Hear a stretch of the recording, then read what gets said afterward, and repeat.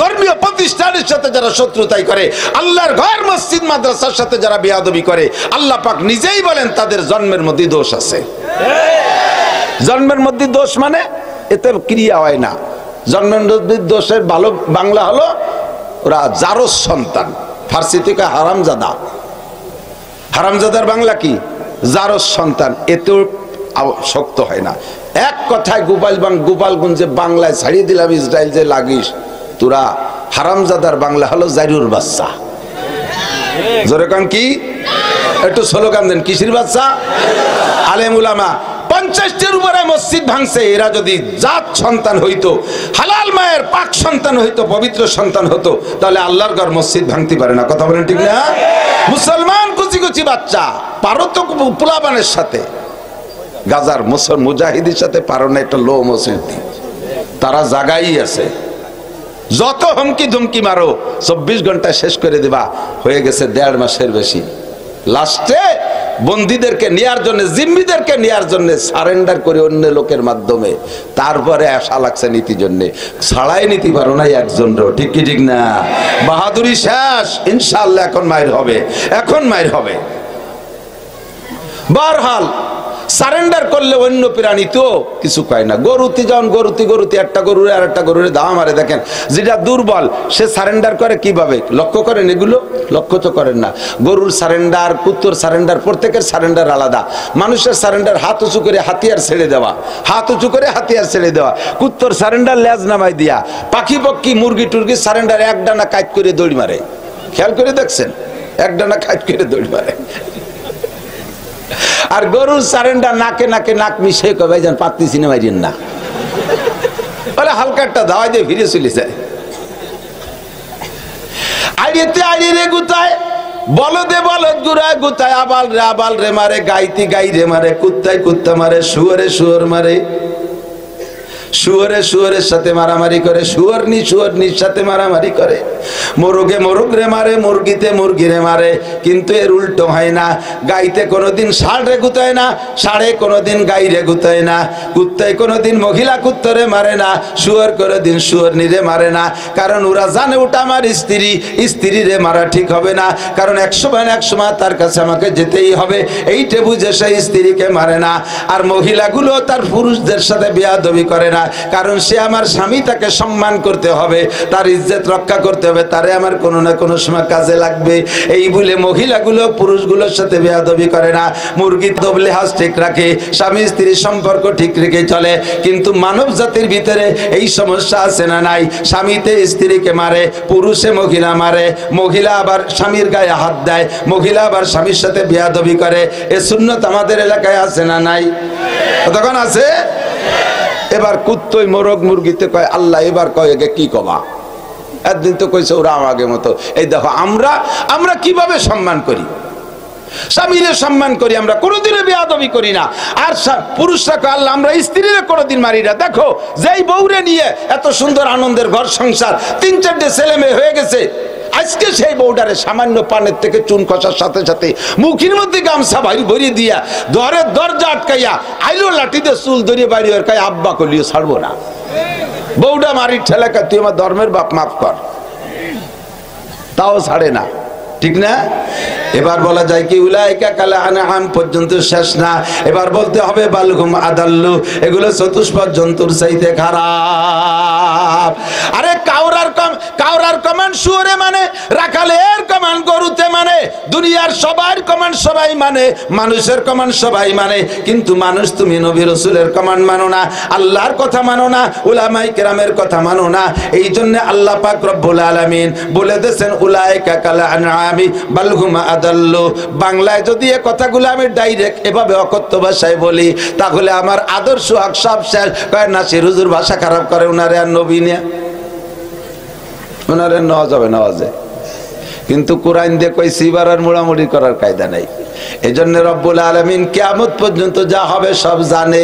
এই মাঠে জায়গা কম পড়ে যাবে এটা আল্লাহ জানে। আমি যদি বাংলায় বাস করি তাহলে মাঠের এই ফাঁকা জায়গা পুরোতে পারবো না। আল্লাহ পাক কোরআনে কারিমের মধ্যে বলে দিয়েছেন, আল্লাহু আকবার, ওয়া ইযা কিলা লাকুম তাফাসসাহু বিল মাজালিস ফাফসাহু, এই আমার দিক, ওয়া ইযা কিলা লাকুম তাফাসসাহু বিল মাজালিস, যখন তোমাদেরকে বলা হয় মজলিসের মধ্যে জায়গা হচ্ছে না, একটু চাইপা বসো। দেখো কত মানুষ পিছনে দাঁড়িয়ে আছে, এতক্ষণ চানাচুর বাদামের আড্ডায় ছিল আমার মহব্বতের গোপালগঞ্জবাসী। আল্লাহু আকবার, আমার খুশির শেষ নাই। দেশি মালে বেশি স্বাদীরাও বোঝে, দেশি মালে বেশি স্বাদ, সব চলে আসছে। আল্লাহ পাক এবার বলে মজলিসে জায়গা হচ্ছে না, একটু আগায় বসে জায়গা দাও। যদি আলেম ওলামারা তোমাদেরকে বলে, এ কোরআন শরীফের আয়াত, আমি যদি মিথ্যে কথা কই হুজুররা আমারে গলা চিপে ধরবে। আল্লাহ বলেন মজলিসে জায়গা হচ্ছে না, একটু আগায় বসে জায়গা দাও। তাহলে জায়গা দাও, তাড়াতাড়ি দেরি করো না। আপনি এবার বলবেন, আল্লাহ আমি তো সেই সন্ধ্যের সময় এসে ভালো জায়গা পাইছে খুঁটে বইছি, এখন সামনে তো খারাপ জায়গা আগে বসবো, ভালো জায়গা ছেড়ে দিয়ে মন্দ জায়গায় যাব, তুমি আমারে কি দিবা কও। আল্লাহ কাই আফসাহিল্লাহু লাকুম, দুনিয়ায় তোরে হাজারো প্রশস্তা দেব, আর আখিরাতে তোরে এর চাইতে কোটি কোটি গুণ বেশি জায়গা জান্নাতের মধ্যে দিয়ে দেব। এবার আসবেন কি আসবেন না বুঝে দেখেন।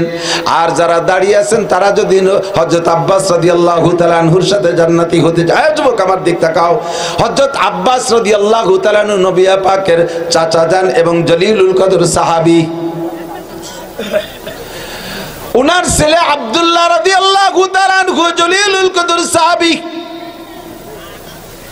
আব্দুল্লাহ ইবনে আব্বাস আর আব্বাস রাদিয়াল্লাহু তাআলা আনহু নিজেও সাহাবী, দুই বাপ বেটাই সাহাবী। আল্লাহর নবীর মহব্বতের চাচা আব্বাস মদিনায় গিয়েছেন, যখন হিজরত করে নবীর সাথে চলে গেছে, মসজিদে নববীতে আমার নবী বয়ান করতেছেন, সাহাবায়ে কেরাম পাশ দিয়ে দাঁড়িয়ে দাঁড়িয়ে শুনতেছে, সামনে অনেকে বসা, এই কেউ দাঁড়ানো কেউ বসা, নবী পাকের ভালো লাগতেছে না। হুজুর বললেন ইজলিসু আলা মাকানিকুম, যে যেখানে আছো সে সেখানে বসে পড়ো, যে যেখানে আছো সে সেখানে বসে পড়ো। হুজুর অর্ডার করলেন, সাহাবায়ে কেরামদের স্বভাব সামিনা ওয়া আতানা, শুনবো আর মানবো, শুনবো আর মানবো, এইটা সাহাবায়ে কেরামদের স্বভাব। বলার সঙ্গে সঙ্গে সব সাহাবায়ে কেরাম বসে পড়ছে। হুজুর বয়ান শেষ করে মসজিদ থেকে বেরিয়ে আসেন, দেখে মসজিদের বাহিরে একটু দূরে, অল্প একটু দূরে একজন মুরব্বী বসা, মাথার উপরে রুমাল দিয়ে, লাল রুমাল দিয়ে ঘুমটা দিয়ে বসা। নবী পাক কাছে যে বলতেছেন, আসসালামু আলাইকুম ইয়া শাইখ মানান্তা, সালাম দিয়ে কয় মুরব্বী আপনি কে? মুরব্বী রুমালটা মাথা থেকে সরাইয়া সালামের উত্তর দিয়ে কয় ওয়া আলাইকাস সালাম ইয়া রাসূলুল্লাহ আনা আম্মুকা আব্বাস, ও আল্লাহর রাসূল আমি আপনার চাচা, ওগো ভাতিজা আমি আপনার চাচা আব্বাস বসে আছি। হুজুর বললেন, চাচা যান আপনি কি শোনেন নাই যে আমি মসজিদে বয়ান করতেছি, আপনি কেন বাহিরে বসে আছেন, আমার বয়ান কি শুনবেন না? হযরত আব্বাস বলেন, ভাতিজা আমি ঘর থেকে খবর পেয়েছি তুমি মসজিদে বয়ান করতেছো, তোমার নুরানি বয়ান শোনার জন্যই সেই লোভে ঘর থেকে বেরিয়ে আসছি। আস্তে আস্তে এ পর্যন্ত যখন আসছি তখন তোমার একটা বয়ান আমার কানে আসছে, তোমার বয়ান তো শুনবো আর মানবো, এজন্যই তো বয়ান শুনবো। খালি শুনতে ভালো লাগে সেজন্যই শুনবো তা না, মজা লাগে শুনতে ভালোই লাগে এজন্য শুনবো তা না, তোমার বয়ান তো শুনি আমলের জন্য। এ পর্যন্ত যখন আসছি তোমার একটা বয়ান আমার কানে চলে আসলো, চিন্তা করলাম আব্বাস তুমি তো নবীর বয়ান শুনবার আমল করবা, আপাতত যে বয়ানটা কানে আছে ওইটার পর আমল করে ফেলো। হুজুর বললেন, চাচা যান বয়ানটা কি ছিল? কয় আমি যখন এ পর্যন্ত আসছি তুমি বলেছো যে যেখানে আছো সে সেখানে বসে পড়ো, এই হুকুমটা আমার কানে আছে, আমি আর এক কদমও বাড়তে পারি না, আমি এখানে বসেই পড়ছি। নবী পাক বললেন, চাচা যান আমার বয়ান কি তাহলে শুনতে পারছেন? হয়তো সব শুনেন নাই, দূরে পড়ে গেছেন, আমি কি সব বয়ান পুনরাবৃত্তি করব? হযরত আব্বাস বলেন, ভাতিজা তুমি তো তোমার বয়ানের খবর জানো না, তোমার বয়ানের মধ্যে মুজিজা আছে, তুমি যত যেভাবে এই কথা বলো না কেন, একই মজলিসে সামনের জন পায়ের কাছে যেজন বসা সে আওয়াজও সেজনও যে আওয়াজে শুনে, আর 1 কিলোমিটার দূরে যদি বসা থাকে ওই মজলিসে সে লোকটাই একই আওয়াজে শুনে। তুমি যা বয়ান করছো মসজিদের মধ্যে সব আমি শুনেছি, তবে দুঃখের বিষয় হলো, আফসোসের বিষয় এতটুক, আমি সামনে যে শুনতে পারি নাই, এ পর্যন্ত আসলেই তোমার হুকুম পালনে বসে পড়ছি। তারপর আমি বড় আনন্দিত যে আমার নবীর বয়ান আমি শুনে আমল করতে পারছি। আল্লাহর নবী সাহাবায়ে কেরাম সব জান্নাতি, একজন সাহাবাও জাহান্নামে যাবে না। ও আমার বন্ধুরে, আল্লাহর নবী বলেন মান তাশাব্বাহা বিকওমিন ফাহুয়া মিনহুম, যার সাথে যার মিল হবে তার সাথে তার হাসর হবে। তুমি যদি হযরত আব্বাসের সাথে জান্নাতে যাইতে চাও, দাঁড়ানো আছো যে যেখানে বসে পড়বা, বসে পড়লেই তুমি আব্বাসের সাথে আমলে মিল হইয়া যাবে। এত সুন্দর ওয়াজের পরও যদি আমল না করে কি করবো? এরপরে সমস্যা হলো, হয়তো অনেকে আসার সময় পায়খানা করছে, পানি পাইনি, বসলি প্যান্ট লুঙ্গি নষ্ট হবে, এই জন্যই দাঁড়ায় রয়েছে। আটা দিলি বুঝবো যে সত্যি আসুসা পানি পাই নেই। এরপরেও যদি দাঁড়ায় থাকে, পাগল আর মাতাল বোঝে না। আল্লাহ আমাদের সবাইরে বুঝ দান করে, সবাই বলেন আমিন। প্রাণ প্রিয় পারকুশলী মাদ্রাসা, আমার অত্যন্ত স্নেহের ছোট ভাই, আমরা দাওরা পড়ছি আর তারা নাহবেমির পড়তো, তখন গুলিস্তা পড়তেন ওনরা।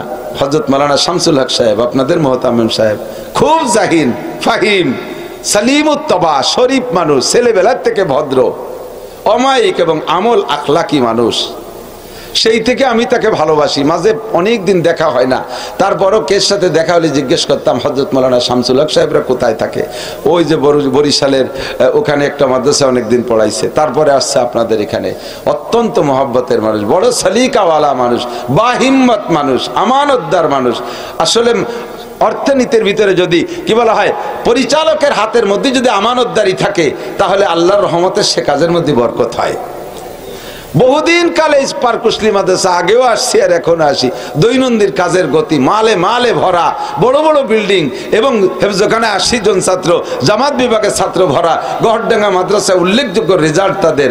আমরা এর জন্য আন্তরিকভাবে তার প্রশংসা করি, দোয়া করি আল্লাহ তাআলা তার মাধ্যমে, তার আসাতেজা কিরামদের মাধ্যমে, আপনাদের জনগণের সকলের সহযোগিতায় এই মাদ্রাসাটা যেন এবঙ্গের সবচেয়ে ভালো মাদ্রাসার কাতারে দাঁড়াইতে পারে। বলেন আমিন, একটু জোরে বলেন আমিন। হিম্মত দেবেন, কখনো পিছনে ধরে টানবেন না, সাহস দেবেন, কখনো লুকমা দেওয়ার চেষ্টা করবেন না। এটা হলো না কেন, ওটা হলো না কেন, কুল্লু বানি আদামা খত্তা। আল্লাহ নবী বলেন সব মানুষই ভুল ত্রুটির ঊর্ধ্বে না, সমস্ত মানুষই গুনাহগার, সমস্ত মানুষই ত্রুটি বিচ্যুতি করতে পারে। তবে খায়রুল খাত্তাইন আত-তাওয়াবুন, সবচেয়ে ভালো আবার কে? গুনাহগারদের মধ্যে ওই লোকটা সবচেয়ে ভালো যে লোকটা গুনার পরে তওবা করে। উলামায়ে কেরামের শউর আছে, সমঝ আছে, ত্রুটি কখনো হয়ে গেলে সে সময় মতো আল্লাহর সাথে যোগাযোগ করে সমাধান করবে। কিন্তু ত্রুটি বিচ্যুতি, লুকমার কথায় কথায় লুকমা দিয়ে দিয়ে মানুষকে কাজের বাধা দেবেন না। আমরা দেখতেছি মাদ্রাসাটা চলতেছে, ভাইকে হিম্মত দেবেন, সহযোগিতা করবেন তো ইনশাআল্লাহ।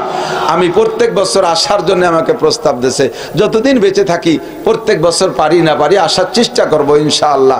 মাঝে মাঝে তো এদিক যা লাগে। এবছর প্রায় 400 প্রোগ্রাম আমার ডায়েরিতে লেখা।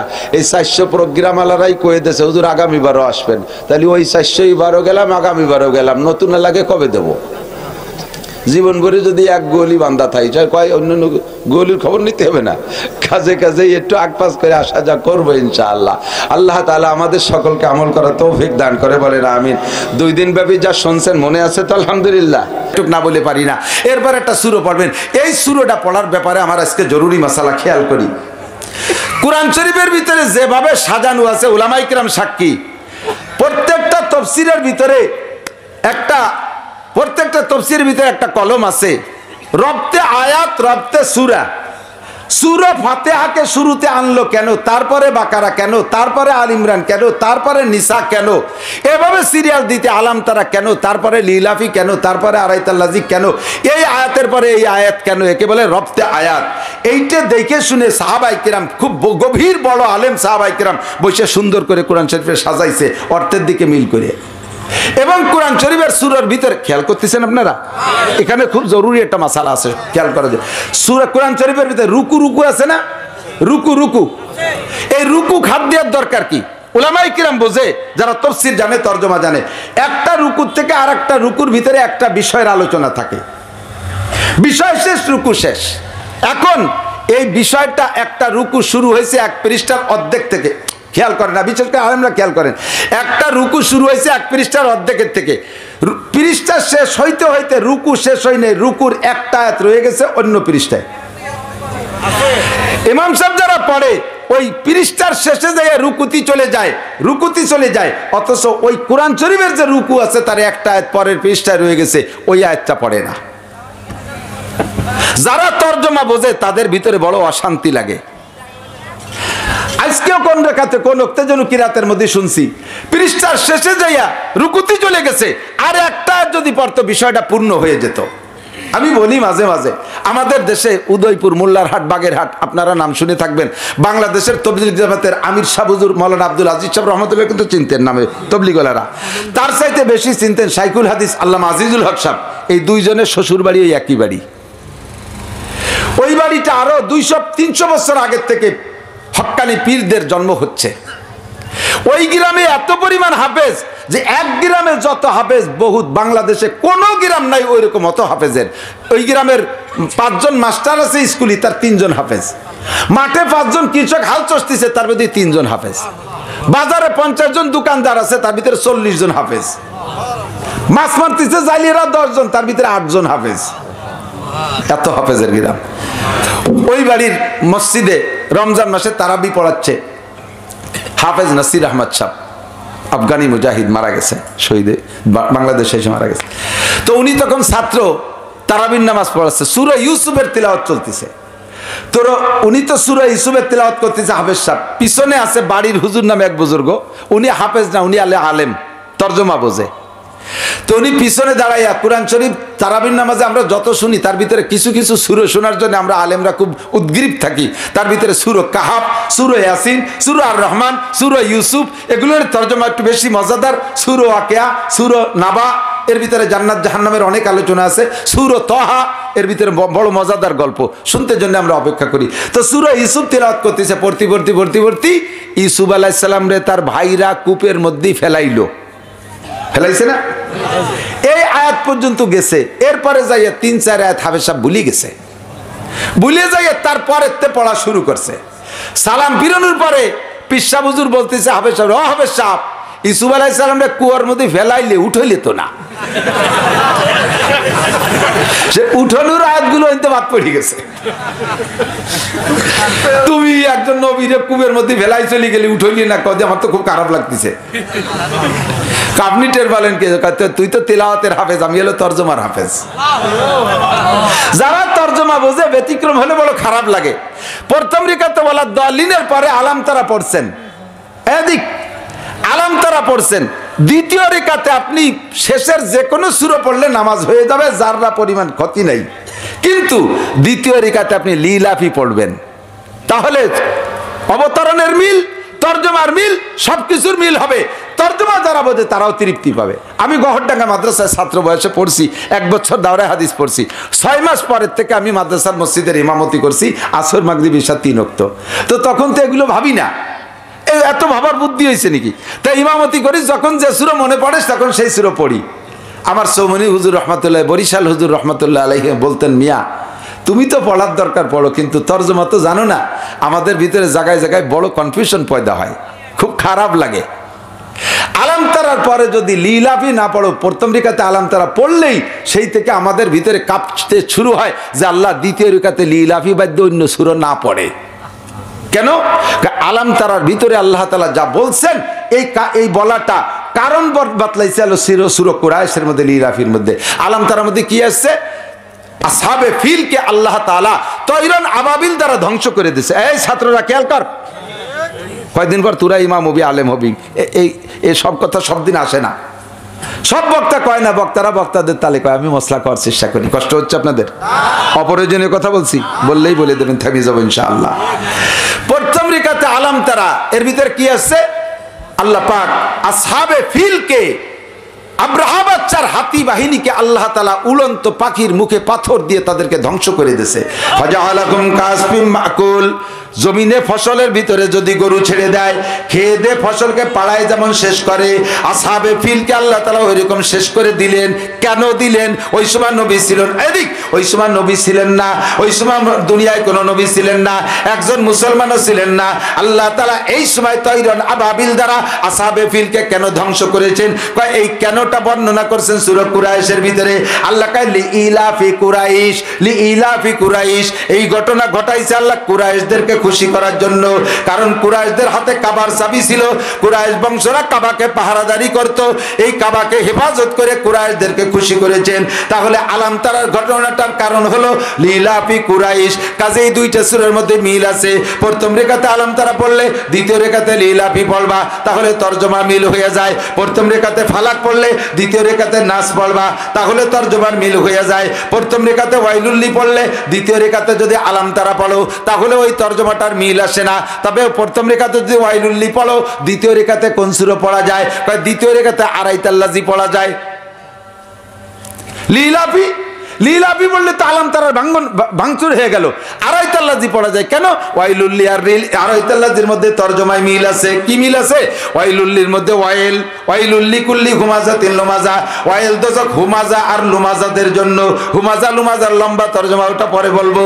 ওয়াইল দোজক হুমাজা আর লুমাজাদের জন্য। এই ওয়াইলুল্লির ভিতরে ওয়াইলের আলোচনা আছে, আরাইতাল্লাজির মধ্যে ওয়াইলের আলোচনা আছে। আরাইতাল্লাযী ইউকাযযিবুদ্দিন ফাযালিকাল্লাযী ইয়াদুল ইয়াতীম ওয়ালা ইয়াহুদ্দু আলা তাআমিল মিসকিন ফাওয়াইলুল লিল মুসাল্লিন। আছে না নাই? দুইটার মধ্যে মিল আছে।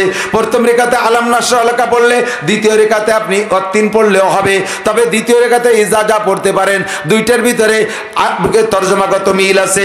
প্রথম রেখাতে যদি ওয়াদ্দুহা পড়েন দ্বিতীয় রেখাতে আলাম নাসরা লেখা পড়েন। কারণ ওয়াদ্দুহা আর আলাম নাসরা লেখার ভিতরে আল্লাহ পাক নবী পাককে সম্বোধন করে বারবার কথা বলেছেন। ওয়াদ্দুহা ওয়াল লাইলি ইযা সাজা মা ওয়াদ্দাকা রাব্বুকা ওয়া মা ক্বালা ওয়ালাল আখিরাতু খায়রুল লাকা মিনাল উলা ওয়ালা সাওফা ইউতিকা রাব্বুকা ফাতারদা। এই কাকা কইয়ে যত কথা আছে সব নবীকে সম্বোধন করে আল্লাহ বলছেন। আবার আলাম নাসরা লেখার মধ্যেও তাই, আলাম নাসরা লেখা সাদরাক ওয়া ওয়াদানা আনকা বিজরাক। হে নবী, আমি কি আপনার সিনা খুলে দেই নাই? আপনার কাঁধের থেকে আমি বোঝা নামাই দেইনি? তরজমাগত মিল আছে। আপনি যারা তরজমা না জানেন কমপক্ষে একের পর এক সিরিয়াল ধরে কোরআন শরীফ নামাজের মধ্যে পড়বেন, সেটাই সবচাইতে সুন্দর।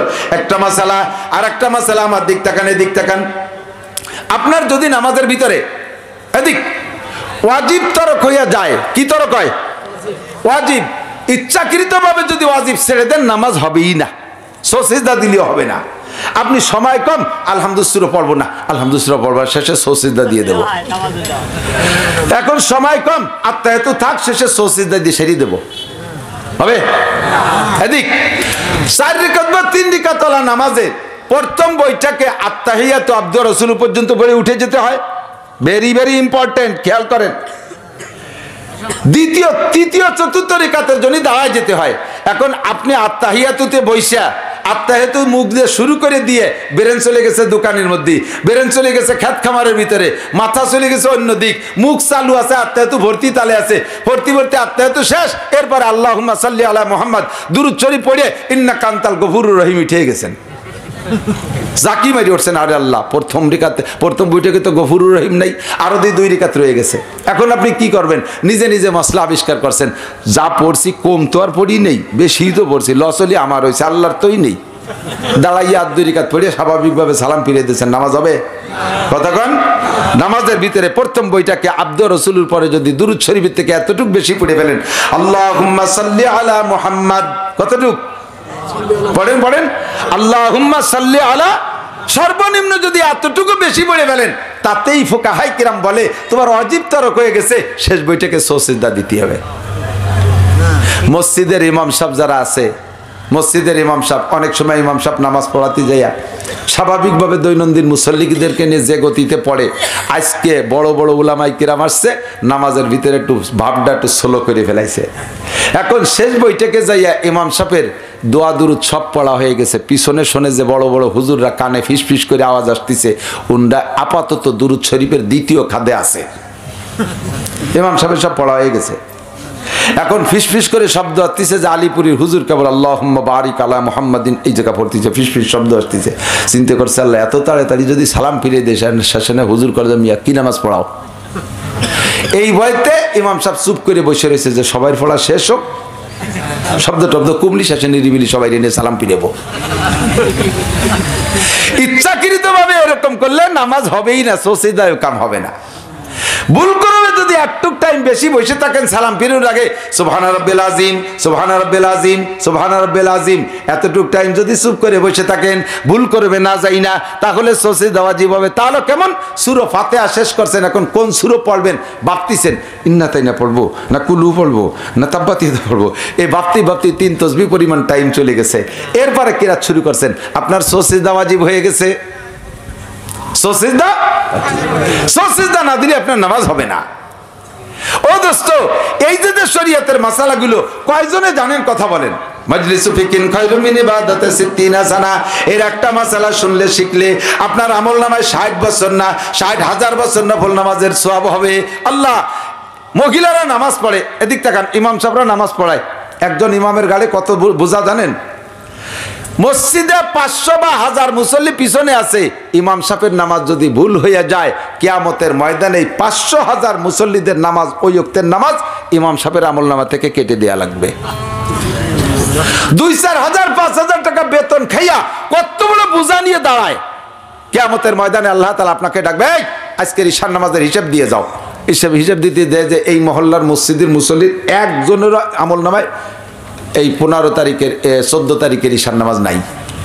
কারণ কয় যে ঈশার নামাজ নাই, কে আপনি ঝগড়া লাগায় নেবেন ফেরেছে, আমি পড়ছি ঈশার নামাজ, তুমি লেখো নাই। কয় যে আমি লেখি, তুই পড়ছিস মানে তোর সাক্ষী কেটা? কয় যে এই যে আমার পাশে যারা আছে মহল্লার সবাই। আল্লাহ কয় দেখ তো সবাই আমল নামা দেখ, ওকে নামাজের খবর কি? দেয় যে ঈশার নামাজ কেন নাই। ঘটনা কি? সবাইকে আল্লাহ আমরা নামাজ পড়ছি, তোমার ফেরেশতারা লেখিনি। আল্লাহ কয় যে তোরা নামাজ পড়ছি, তোকে সাক্ষী কেটা? কয় আমাকে সাক্ষী ইমাম সাহেব হুজুর। ডেকে নিয়েছি ইমাম সাহেবরে, কয় হ্যাঁ ওরা পড়ছে, আমি পড়াইছি। তা কে আমল নামায় নাই কে? এবার আল্লাহ কয় তা ফের ইমাম সাহেবের আমল নামা দেখতে আছে নাকি? দেখি ইমাম সাহেবের আমল নামায় নামাজ নাই। কেন নাই? ইমাম সাহেব তাড়াহুড়া করে অজু বানাইছে, ইমাম সাহেব তাড়াহুড়া করে অজু বানাইছে, আঙ্গুলির চিপার মধ্যে একটু শুকনো রয়েছে, অজু হয়নি। অজু হয়নি তো ইমামের নামাজ হয়নি, নামাজ হয়নি তো কের নামাজ হয়নি। এবার আপনারা আন্দোলন করবেন, মানি না, মানবো না, ওই হুজুরে জম্মের খান খাওয়াইছি, এত টাকা বেতন দিছি, এত হাদিয়া তোবা দিছি, সেই হুজুর এরকম নামাজের মধ্যে ফাঁকি দেবে, ওনার কাছে নামাজ চাই। আল্লাহ কয় পাবলিক ঠেকাও, দাও হুজুরের আমল নামাতে সবাইকে নামাজ দিয়ে দাও। এবার হুজুরে একা কোক্তের বিনিময়ে 230 কোটি 40 লক্ষ বছর জাহান্নামে পুড়াইয়া তারপরে বেচতে দিবা। এবার হিসাব লাগান, কত বড় জিম্মাদারি হুজুরির গাড়ি উঠাই দেন, ইমামের কাঁধে চড়াই দেন, সেই ইমামের বেতন বাংলাদেশে সবচাইতে কম।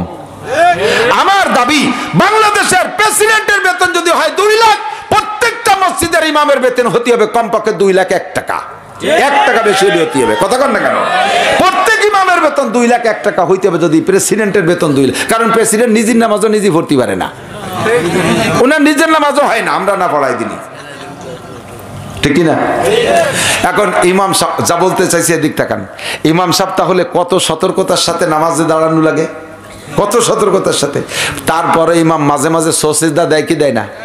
সজদা দেয় না কেন? দেয়, ওয়াজিব তরক হয়ে গেছে, ভুল হয়ে গেছে, সজদা দেয়। দেবেই বা না কেন? কারণ বেতন দেন 8,000 টাকা, বাড়ি লাগবে আলো বোর সেজার এই লাগবে 20,000, নামাজে দাঁড়ানোর পরে সেজারের চিন্তায় সে সব গেছে বুলি টুলিয়া, কাজেই সজদা হিসাব। তো ইমাম সাহেব এত দায়িত্ব নিয়ে, এত চিন্তা নিয়ে যে ইমামতি করে, তারপরে যদি তার সজদা হয়, আমি পাবলিককে সজদা দিতে মোটে দেখি না, আমার চোখের সামনে পড়ে না যে কোনো পাবলিক সজদা দেয়। বাড়ি আপনাদের মেয়ে ছেলেরা নামাজ পড়ে, কয় মহিলার জীবনে সজদা দিতে দেখেন, ওনাদের কোনোদিন ওয়াজিব তরক হয় না। ওয়াজিব যে কি তাই সেই সাথেই তো জানে না, ঠিক না? মসজিদের ইমাম সাহেব সজদা দিয়েছে, মুসল্লি একজন কয় হুজুর এই 7-8 বছর হলো নামাজ পড়া শুরু করছি, এই কি দিলেন, এই সিজদা তো কেউ কোনোদিন দিতে দেখি না। কয়ের নাম সজদা। দেয় কেন? কয় নামাজের মধ্যে ভুল হয়ে গেলে সজদা দিলে সেটা সারে। ইমাম সাহেবের তো ব্যাখ্যা ওইটা দেওয়ার সময় পাইনি। ও হো, তাই তো ভালোটা, আমারও তো এরকম হয় মাঝে মাঝে ভুল। 2-3 দিন পরে উনিও সজদা একটা দিয়েছে। তুই সজদা দিলি কেন? কয়ে সজদা কি খালি আপনাদের ভুল সংশোধন করে, আমাকে ভুল করে না। করে তো কি ভুলই দিছিস? কয়ে যে নামাজে দাঁড়ায় মনে করে দিয়েছি যে অজু নাই, নামাজে দাঁড়ায় মনে করে দেখে অজু নাই, তাহলে অজু নাইটা কি সজদায় সারবে? আমাদের ওই পাশে আছে যশোরের দিক চৌগাছা, খুলনা যশোর চৌগাছা, ওখানে গেছি একেবারে বেনাপোল বর্ডারের কাছে, মানে ভারত বর্ডারের কাছে। ওখানে গেলি এক মুসল্লি মুরব্বী, তবলিগের এক মুরব্বী আমার কাছে জিজ্ঞেস করছে, হুজুর আমি একটা মসলা নিয়ে গত রমজান থেকে কনফিউশনে আছে, একটু সমাধান আপনি দিয়ে দেন। কি? আমাদের মসজিদের তারাবির ইমাম সাহেব হাফেজ, মাদ্রাসায় পড়ে ছাত্র। এই রমজানে যে কি পরিমাণ সসিজদা দেশে, তারা সসিজদার জ্বালা নামাজই পড়তে পারিনি। পরে জিজ্ঞেস করলেন না কেন দেশে, হাত ধরছি শেষে। কয়েকদিন পরে আমি নামাজের পরে ইমাম সাহেব আর তারাবির ইমাম সাহেব আর ওই ইমাম সাহেবরে নিয়ে বসছি যে হুজুর এত সসিজদা কেন দিলেন?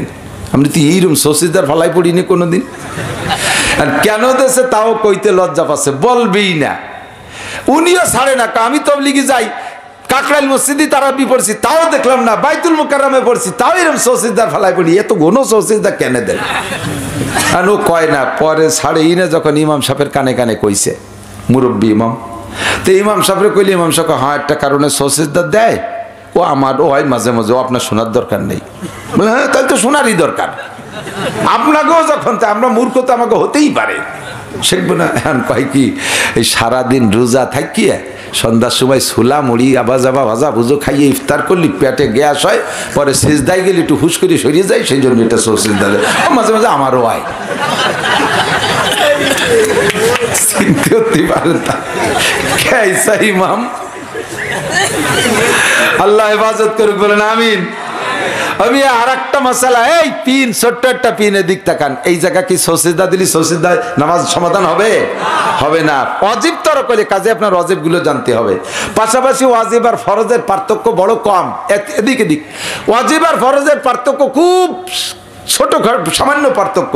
এক জায়গায় একটা জিনিসের মধ্যে ওয়াজিবও ঢুকে গেছে, ফরজও ঢুকে গেছে, একটা জিনিসের ভিতরে, যেমন সূরা ফাতিহা। নামাজের মধ্যে কিরাত পড়া ফরজ না নফল? কিরাত পড়া ফরজ। তাহলে আলহামদুলিল্লাহ কোরআন শরীফের আয়াত না, আলহামদুলিল্লাহ পড়লে ফরজ আদায় হয়ে গেছে, কিরাত পড়া হয়ে গেছে না?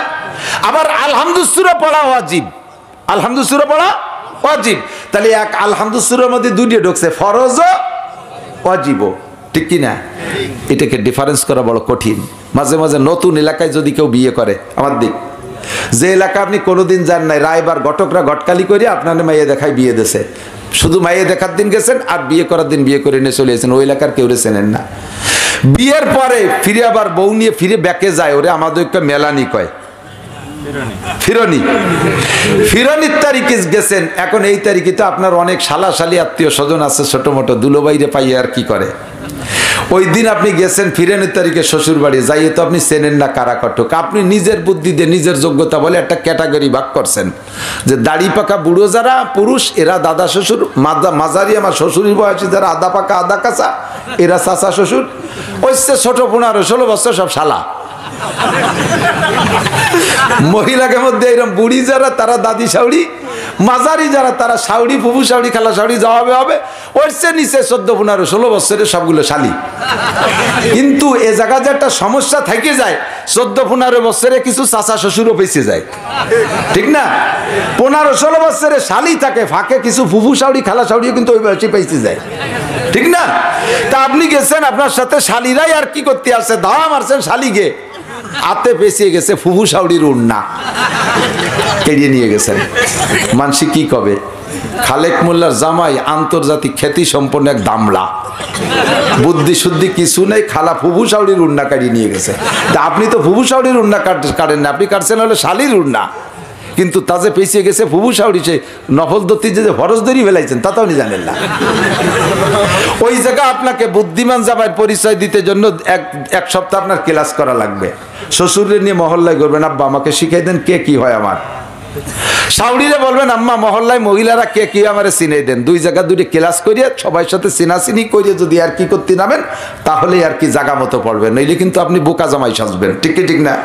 আপনাকে যদি জামাই শ্বশুর বাড়ি যাইয়া বুদ্ধিমান জামাই সাজতে লেখাপড়া একটু করা লাগে, আল্লাহ কয় মসজিদে আসি নামাজ পড়তে বান্দা একটু লেখাপড়া করিয়ায়, ফরজ কুন্ডা ওয়াজিব কুন্ডা একটু চিনিয়ায়, ছুটিয়ে যায় ফরজ দিয়ে দিস সসিজদা, ছুটিয়ে যায় বাই দিয়ে দিস সসিজদা, ওযু বানায় স্ত্রী নামাজের মধ্যে মনে পড়ছে সসিজদা দিস, এ কিন্তু হয় না, কথা কন না কেন?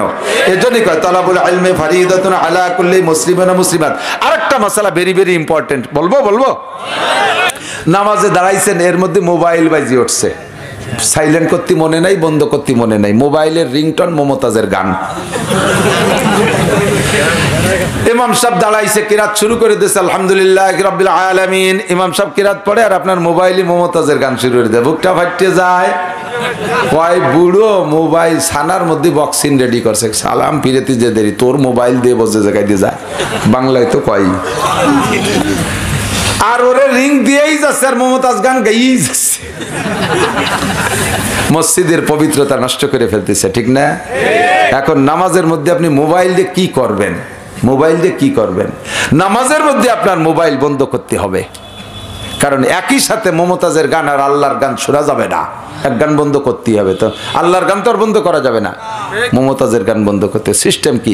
মোবাইল পকেটের থেকে আইনা আপনি চাপ দিয়ে বন্ধ করে দেবেন, বা পকেটের ভিতরে থাকা অবস্থায় যে কোনো জায়গায় চাপ দিলে বন্ধ হয় সেখানে চাপ দিয়ে বন্ধ করে দেবেন নামাজের ভিতরেই। এটা আবার কতবার, এর মধ্যে গুটিখানিক মাসালা। একটা ফরজ আদায় করার ভিতরে, কিরাত একটা ফরজ দাঁড়ানো রুকু রাখ পর্যন্ত, একটা ফরজ আদায় করার ভিতরে আপনি 2 বার মোবাইল বন্ধ করতে পারবেন, 3 বার পারবেন না। আবার একবার বন্ধ করার মধ্যে আবার টাইম কতটুক লাগাবেন, একবার বন্ধ করতে যদি আপনি 3 তসবির পরিমাণ টাইম খাটাই ফেলেন তাহলে একবারই নামাজ বাতিল হয়ে যাবে। পকেটেতে সে মোবাইল মোটে বেরই আসছে না, টানতি টানতি কায়তে যাচ্ছে, জিন্সির প্যান্টের বেকা পকেটে বাঁধি গেছে, ইমাম সাহেব রুকুতি চলে গেছে, ফিরে উঠে চলে এসে সে মোবাইলই বেরোতে পারতেছে, নামাজ শেষ। কতক্ষণ? একটা ফরজের ভিতরে 2 বার পারবেন এবং টাইম খুব শর্টে মেরে দিতে হবে। কথা কি বোঝা গেছে? আল্লাহু আকবার। জরুরি মাসালা এগুলো তো আমরা ওয়াজের মাঠের কথা না, আজকে কি দেখি এসে গেছে তা আল্লাহই ভালো জানে। জরুরি তো নাকি বলেন? প্রয়োজন না? মাগরিবের আয়াদিক, মাগরিবের নামাজ 3 রাকাত, আপনি যাইয়ে পাইছেন শেষ রাকাত। কোন রাকাত? সালাম ফিরানোর পরে পড়ার পদ্ধতি কি? আমার পাশে একজন, আমিও 1 রাকাত পাইনি, আমার পাশে একজন, সেও আমার সাথে একই রাকাত পাইনি। সালাম ফিরানোর পরে আমি তো আমার কায়দায় পড়ছি, আমার পাশের জন 1 রাকাত পাইনি, শেষ রাকাত পাইছে, 2 রাকাত পাইনি। উনি সালাম ফিরানোর পরে একবারে উঠে 2 রাকাত পড়ে শেষ বৈঠক করে সালাম ফিরেছে। আমি বললাম যে কিরম নামাজ পড়লেন? কয় যে যেরকম নামাজ হবে সেরকমই পড়ছি। আমি কইছি না, ভুল হয়েছে।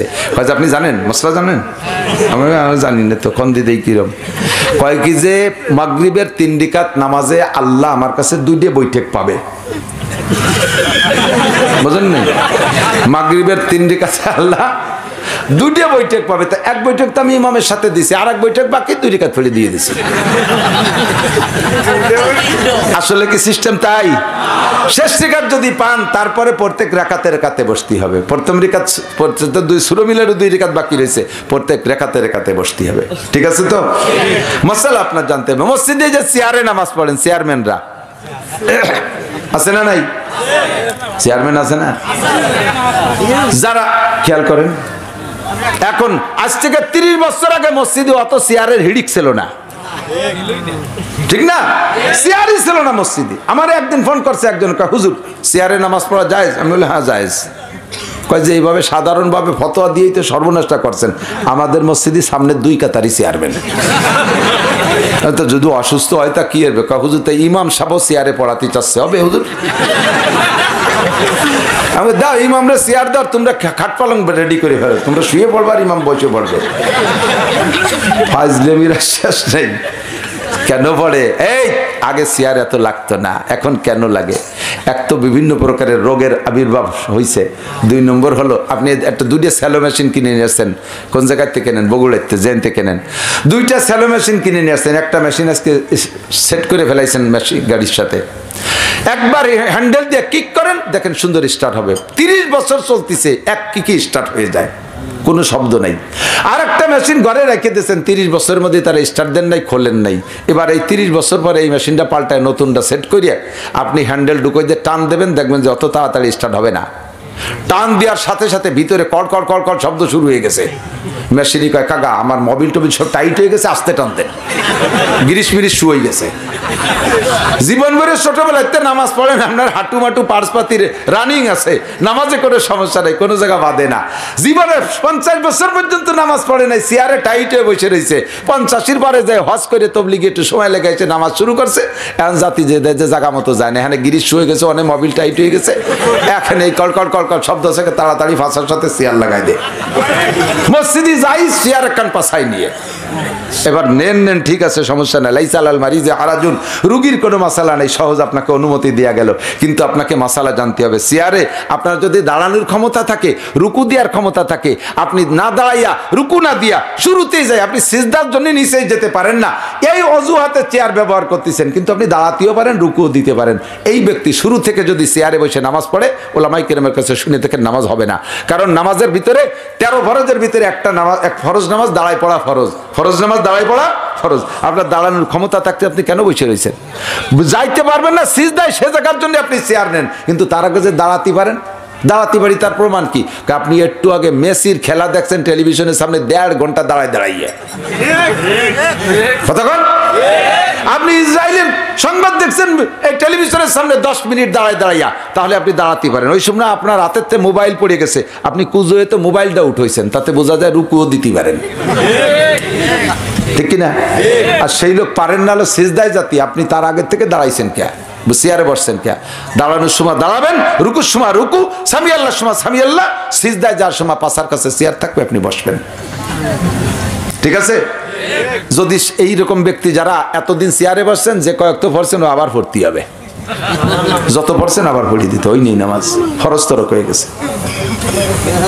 মাজলিসু ফিকিন খায়রুম মিন ইবাদাতিস সিত্তিনা, কষ্ট হয়ে গেছে, অনেক রাত হয়ে গেছে, অনেক টাইম। যদিও গায় কইছি, একেবারে কম কই নেই, বহু মাসালা কইছি। যত মাসালা সারা রাত কিসসা কাহিনী আর গজলের ওয়াজের চাইতে এর একটা মাসালার ওয়াজ আল্লাহর রহমতে লক্ষ লক্ষ কোটি কোটি গুণ বেশি ফজিলতওয়ালা, ঠিক কি না? জরুরি কথা হইছে না? মহিলারা নামাজ পড়ে, এদিক তাকান, মহিলারা নামাজ পড়ে, সিজদায় গেছে, বাচ্চাটা পেটের তল দিয়ে যে দুধ খাওয়া শুরু করে দিয়েছে, আছে তো এরকম ঘটনা, আমারই মনে আছে। আমি কত যদিও ছোট 2-2.5 বছর, কুটিকালের অনেক কিছু মনে থাকে, দুধ খাইছি। আমার ছোট ভাই দেই যে মার দুধ খায় নামাজের সময়, মা তো মূর্খ, অশিক্ষিত, বোঝে না। আমি নামাজে গেছি, সে সময় ছোটবেলায় তো বাথরুম ছিল কয়বারই কন্দি, এখন তো বাথরুম কয়বার প্রমোশন পাইছে জানেন? আগে ছিল হলো টাট্টি, নাম কইতো টাট্টি, এরপরে পায়খানা, এরপরে হয়েছে ল্যাট্রিন, এরপরে হয়েছে টয়লেট, এরপরে বাথরুম, বর্তমানে প্রমোশন আছে ওয়াশরুম। বাথরুমের 6 প্রমোশন আমার সামনে। এর আগে যাইতো, এর আগে পায়খানা টাট্টিরও আগে ছিল, বদনা নিয়ে ময়দানে যাইতো, ফাঁকা জায়গা। বাড়ি কয় বাড়ি পায়খানা ছিল, আগান বাগানে যাইতো, ফাঁকা জায়গায় যাইতো বদনা নিয়ে। তো আমার ক্লাস 1-2 পড়ি মনে হয়, পায়খানা দিচ্ছে, চাপ, এখন প্যান্ট খুলে বদনা তালাশ করে বেড়াচ্ছি। আমি দেখতেছি আমার দাদি নামাজ পড়তেছে, দাদির বাম পাশে বদনা, কাঁসার বদনা চিকচিক করতেছে। আমি তো ওই বদনা আনবো বলে রওনা দিছি। দাদি টের পাইছে যে ফাজিল তো সামনে দিয়ে যাবে না, উনি টের পাইয়া নামাজের মধ্যে আমারে বদনা ধরে দিচ্ছে। ওনার নামাজ ছুটলো না। নামাজ আছে না গেছে? নামাজ আছে না গেছে? নামাজ চলে গেছে। এই মাসালা জানে না বহুত মা বোন। বাচ্চা সামনে আসছে, আদ্যে দরিয়ে বাবার টাইনে পাশে দরিয়ে এরকম বসাই তুই আত্মায় তুই শেষ করে, নামাজ শেষ। নামাজের মধ্যে আপনার লুঙ্গি খুলে গেছে, যাইতে পারে কি না? হাসেন কে? যাইতে পারে না? এই নামাজের মধ্যে লুঙ্গিতে 1 আদ্যে পড়া যায় না, 2 আদ্যে পড়ছেন, নামাজ আছে না গেছে? কয়তো ইয়ে সময় যদি নামাজ ছুটে যায়, তা কি ন্যাংটা হয়ে নামাজ পড়বো? ন্যাংটা হয়ে পড়া লাগবে না। 2 রিকাত পড়ার পরে আপনার লুঙ্গি খুলে গেছে, 2 আদ্যে লুঙ্গি পড়বেন, নামাজ শেষ, পিছনের 2 রিকাত শেষ। এবার আল্লাহু আকবারকে আবার ওখান থেকে শুরু করবেন। শেষের 2 রিকাত পাইছেন, সালাম ফিরানোর পরে এই 2 রিকাত আবার পড়ে দেবেন। তবু আপনি 2 আদ্যে লুঙ্গি পরে আগের 2 রিকাতে নামাজের মধ্যে মিলাতে পারবেন না। মাসালা জানতে হবে। তালাবুল ইলমি ফরিদাতুন আলা কুল্লি মুসলিম, দ্বীনি ইলম শিক্ষা করা। এতে একদিনই কয়টা শিখাবো? 2 রাকাত নামাজ পড়তে 12,000 মাসআলা। আমি কয়টা মাসালা বলছি? কাজে আমাকে আপনাকে মাসালা শুনতে শিখতে যেতে হবে। আল্লাহ পাক একটা ব্রাহ্মমান মাদ্রাসা, রানিং মাদ্রাসা তৈরি করে দিয়েছে, তার নাম হলো দাওয়াত ও তাবলীগ। কথা বলেন ঠিক না? দাওয়াত ও তাবলীগে যাবেন ইনশাআল্লাহ, 40টা দিন থাকবেন। আমি 40 দিন তাবলীগ জামাত নিয়ে গেছি, আমার সাথে স্টুডেন্ট ছিল বেশি, 20 জনের জামাত কিশোরগঞ্জ পাকুন্দিয়া থানায় গেছি। তার ভিতরে 12টা ছেলেকে আমরা 4 জন ছিলাম আলেম, আর পাবলিক ছিল 16 জন। তার ভিতরে 12 জন ছিল যুবক আর 4 জন ছিল বুড়ো। আমি যাইয়ে শুরু থেকে নিয়ে কোরআন শরীফ পড়ানোর আন্দোলন শুরু করছি যে ফাজাইলে আমাল তবলিগের হিসাব থাক, ও বাড়ি যাইয়ে পড়বো। কথা বল না কেন? তবলিগের ভিতরে যাইয়া 6 ঘন্টা 8 ঘন্টা ফাজাইলে আমাল তবলিগে নিসাবের জন্য পাগল করে ফেলায়, অথচ কোরআন শরীফ শুদ্ধ করে পড়তে পারে না। আর মস্কর জন্য মাত্র 10-15 মিনিট মস্ক করাচ্ছে কিনা, এক মূর্খ আর এক মূর্খ করে শুনি কয় ইয়ানা বুদু ইয়ানা স্তাইন পড়াচ্ছে। সে আবার এসে আমারে কয় হুজুর আল্লাহ রাস্তায় সময় লাগাইছেন? হ্যাঁ লাগাইছি। কতদিন লাগাইছেন? 36 বছর। এ বাবা, আমেরিকাও গেছেন নাকি? না, বাংলাদেশে। এতদিন কিভাবে লাগালেন? 12 বছর মাদ্রাসায় পড়ছি আর এই 24 বছর পড়াই। 12 আর 24 36 না? কয় যে না হুজুর এটা আল্লাহর রাস্তা না, এটা হলো শয়তানের রাস্তায় লাগাইছি। শয়তানে কেসা ধরা ধরছে, কেসা ধরা ধরছে শয়তান। উলামায়ে কিরাম যদি এখানে না থাকতো, তাবলীগ থাকতো না, পীরমুরিদি থাকতো না, মসজিদ বন্ধ হয়ে যেত না, ইংরেজের সেই আন্দোলনে তারা সফল হয়ে যেত। বর্তমান দুনিয়ায় দিন আছে একমাত্র কওমি মাদ্রাসার উসিলায়। আহলে হক উলামায়ে কিরাম কওমি মাদ্রাসা আছে তো দিন আছে। তাবলীগে যাবেন আলেম ওলামার সাথে, ঠিক আছে না ইনশাআল্লাহ? আমি বৈশা ফরজ ওয়াজিব সুন্নাত নামাজ ভাঙ্গার কারণে ওযু ফরজ তায়াম্মুম সব কিছু মস্ক করাইয়া ওই 12 জন যুবক কলেজের ছাত্র, তাদেরকে আলিফ বা থেকে কোরআন শরীফ পড়া শিখেছি। মাত্র 4 থেকে 5 দিনই কোরআন শরীফ পড়া শিখে গেছে। এরপরে তাদেরকে কোরআন শরীফ 8 পারা সবক পড়ায় বাড়ি আনছি 38 দিনে। আর ওই বুড়ো যে 4 জন, বুড়ো হলি তো শক্ত হয়ে যায়, দেন না, নরম কাদার ভিতরে আঙ্গুল বসে, কিন্তু শুয়াই গেলি কাদা যদি শক্ত হয়ে মাটি পাকা হয়ে যায় ওর মধ্যে কিছু ঢোকে না। এই বুড়ো হয়ে গেলি বারা বেরেন যায় আলো শক্ত শক্ত মাটির মধ্যে পারি নে মোটে। তারপরে ওই 4 জন রে মোটামুটি জের জবর পেশার জজম তাসদিদ শিখে ফেলাইছিলাম। আর এক সিলে দিতে বলে ও 4 বুড়ো রে কোরআন শরীফ পড়াতে পারতাম। আমির সাহেব সে এলো দারোগা, রিটায়ার্ড দারোগা, সে পারে না কিচ্ছু। এর কোরআন শরীফ পড়াবো বলে আমি প্রস্তাব দিছি, আমি সব না তাবলীগের মধ্যে কোরআন শরীফ পড়াপড়ি নাই। তার মানে উনার বেদ বা জাহির হয়ে যাবে না তো কোরআন শরীফ। আমি বললাম যে যেই তাবলীগে কোরআন শরীফ পড়া শেখানো নাই ওই তাবলীগে আমি করতে রাজি না। আপনারা কি বলেন? যেই তাবলীগের মধ্যে কোরআন শরীফ পড়াপড়ি শেখাচ্ছি কিনা ওই তাবলীগে আমি করতে রাজি না, বাদ দে, চল বাড়ি চলে যাবো। কাকরাইল ফোন দিছি, কাকরাইলিতে হুজুর কয় কি যে কোরআন শরীফ অবশ্যই পড়া শিখান, ওই আমি সাহেবকে কাকরাইল পাঠাই দেন, ওর হাত দরকার নেই। কোরআন শরীফ পড়া শিখতে হবে, কথা বলেন। নামাজ ভাঙ্গার কারণ 19টি। 1 নম্বরে নামাজে কিরাত অশুদ্ধ পড়া, অশুদ্ধ কিরাতে নামাজ হয় না বাজান, এই জন্য কোরআন পড়েন। তাড়াতাড়ি আসেন মাদ্রাসা, বড় গনিমত সুযোগ পাইছেন। মহল্লার মসজিদের ইমাম সাহেবের কাছে যান, তার থেকে একটু পড়া শেখেন। মাদ্রাসা আসেন, হুজুরদের কাছে একটা পার্ট টাইম নেন, একটু একটু করে কোরআন শরীফ পড়া শেখেন। কিয়ামতের ময়দানে এই যে ভাইজানের কথা বললেন, কি নাম আপনাদের কোম্পানির মালিক? ইঞ্জিনিয়ার রমজান আলী। ইঞ্জিনিয়ার রমজান আলী একজন ইঞ্জিনিয়ার, বুয়েট ইঞ্জিনিয়ার। সে যদি এই বয়সে কোরআন শরীফ পড়া শিখে 22 পারা হাফেজ হইতে পারে, ও মুসলমান বাড়ি থেকে কেন পারবা না? এত সুন্দর শ্যামপুর মাদ্রাসা বাড়ির দ্বারে পাইতে, এত আলেম ওলামা পাশে পাইতে কেন পারবা না? জবাব দিতে পারবা না, কেউ পারবা না। আমার মা বোনরা মাদ্রাসার ছাত্র ছোট্ট ছেলেদেরকে লজিং রাখেন, হেফজখানার ছেলে লজিং রাখেন, তারে খাওয়ান। একটা টাইম বলেন বাবা 10টা মিনিট আমার একটু আলিফ বা শিখিয়ে দিয়ে যাওয়া, একটু শিখিয়ে দিয়ে যাওয়া। প্রত্যেক দিন 10টা মিনিট ছেলেটারে নিয়ে বসবেন, ইনশাআল্লাহ আপনি 2 মাসের মধ্যে কোরআন শরীফ পড়া শিখে যাবেন। এই সুযোগ পাইতে আপনি কেন ছেড়ে দিয়েছেন? আল্লাহর কাছে জবাব দেওয়া লাগবে। আপনারা বড় ভাগ্যবান, মাদ্রাসা পেয়েছেন, অনেক সুন্দর। বহু মাদ্রাসায় যাই, আপনাদের এই পাশের মাদ্রাসাগুলো এসে দেখে ইসরায়েলের পক্ষে যারা তারা খালি চলে যাবে, আর ফিলিস্তিনের পক্ষে যারা তারা থাকবে। পেশা বসলে 1 আঙ্গুল উঁচু করবেন ছুটি, আমি বসবো 1 আঙ্গুলি 1000 টাকা দেবেন মাদ্রাসায়। টাকা 1000 দিয়ে পেশাব করে পেশাবখানার মধ্যে শুয়ে থাকলে ওটা কি উঠবো না, হাঁটা দিলি বসবো যে ইসরায়েলি দলের লোক। ছেড়ে দেবো, 12টা বাজে গেছে, 2 ঘন্টা ফেরা হয়ে গেছে, বাস ডেকরাতি হয়েই গেছে টাইম। আল্লাহ পাক আমল করা তৌফিক দান করবেন, আমিন। আমাদের গোপালগঞ্জ গোপালে ভরা। যা ভোটার আছে তার 3 ভাগের 1 ভাগ হিন্দু পুরো গোপালগঞ্জে। মাননীয় প্রধানমন্ত্রীর সিটে অর্ধেকই হিন্দু। ওই প্রধানমন্ত্রীর সিট হলো টুঙ্গিপাড়া, কোটালীপাড়ার কোন এলাকা আছে এখনো মুসলমানদেরকে গরু কুরবানি দিতে দেয় না। শুনছিলেন 2 বছর আগে কুরবানির ঈদের দিন হিন্দুরা মুসলমানদেরকে ঈদগাই জাতি দেন এই পিঠে ফাটফাট করে ফেলাইছে। তারা এখনো ওই টুকরে হিন্দুস্তান মনে করে, এইরকম জায়গা। আল্লাহর রহমতে 30টা আছে দাওরায়ে হাদিস মাদ্রাসা, পূর্ণাঙ্গ দাওরায়ে হাদিস মাদ্রাসা আছে 30টা 5 থানায়, শত শত মাদ্রাসা, হাজার হাজার উলামায়ে কেরাম। আমার উলামা পরিষদ গঠন হয়েছে গোপালগঞ্জ জেলা উলামা পরিষদ, 65 জন সদস্য উলামা পরিষদের, 65 জনই শাইখুল হাদিস, মুহাদ্দিসে ভরা। আল্লাহর রহমতে আমার এলাকার আমলিগ বিএনপি তো অধিক নাই, আমি গোপালগঞ্জ তো বিএনপি বন্য দল ভাবাই যায় না, যেমন আপনাদের এদিক জায়গায় জায়গায় এরকম আছে। তো তার ভিতরে একজন আমলিগের লোক মাদ্রাসার ভিতরে যে হস্তক্ষেপ করে না, সভাপতি সেক্রেটারি হওয়ার জন্য পাইতারা দেয় না, স্টেজেও কোনো পাবলিক এসে বসে না, উলামায়ে কিরামকে এত এহতেরাম করে। আল্লাহর রহমতে আলেম উলামা, ওই যে মুফতি হান্নানের নাম শুনছেন না, কয়েক বছর আগে ফাঁসি দিয়েছে 76 কেজি বোমার অভিযোগে, ওর গ্রামের নাম হলো হিরণ, বড় একটা মাদ্রাসা আছে। আমি ওই মাঠে ওয়াজ করতে গেছি, এর চাইতে 10 গুণ শ্রোতা মাঠে বসা।